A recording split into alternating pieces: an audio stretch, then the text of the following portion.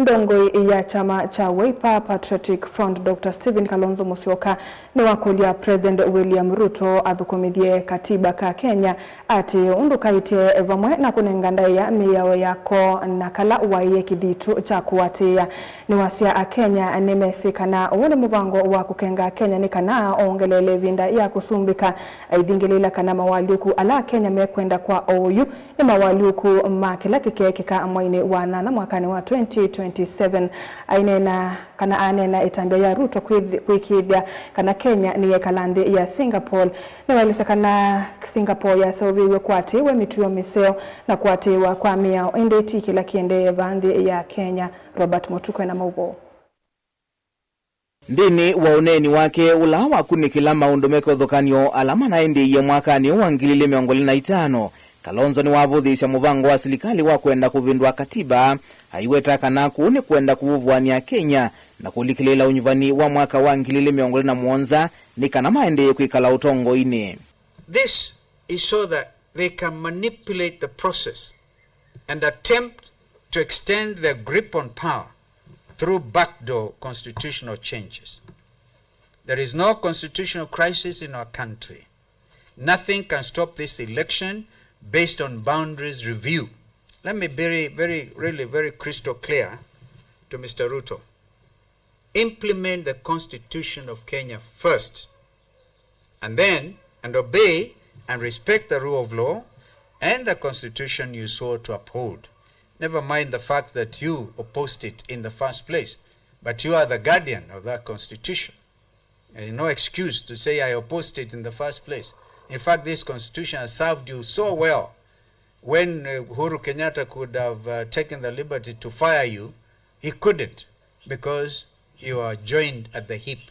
He required a referendum, an impeachment motion, and you had the numbers. Fortunately, so this Constitution has actually served Mr. William Ruto very well. Kalonzo easianime yumbani tietangaliko ya ulei kuikithia kana President Ruto niwenuka mwaka ni wa 2027 na kana tutavikite nusu ya mwaka tuendete makaweta no kethi wayo kile kivevelo cha usumbi ngalikoni ya ulei. The opposition is not just a coalition. It is your government in waiting. We are united not by personal ambition but by shared values. Respect for our Constitution, economic justice, integrity in public office, and the protection of fundamental rights. And I make this commitment to you.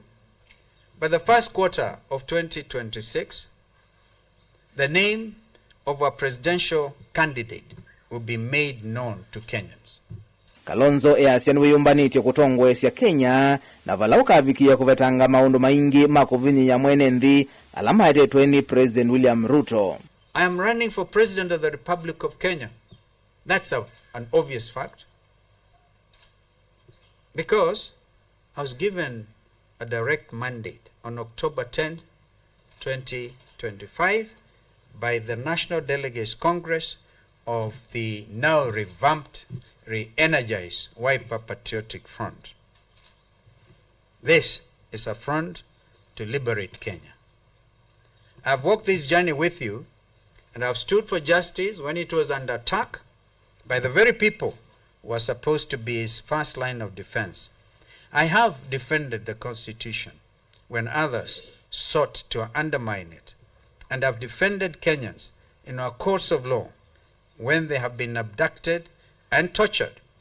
I have, with my colleagues in the legal fraternity, also spent countless hours in our courts of law, and successfully stopped the attempts to auction our strategic assets like the JKI. Young Kenyans were even arraigned before anti-terrorism courts in committee. You know, they are meant to get maximum fear put in their minds that, you know, you are next to commit maximum prison. The anti-terrorism court is right there, and so they are put together with international criminals. And I will continue to do so with the same vigor to stop the from the first day the privilege of holding public office. Vilingwa mauvo nita wa Robert Mutuko.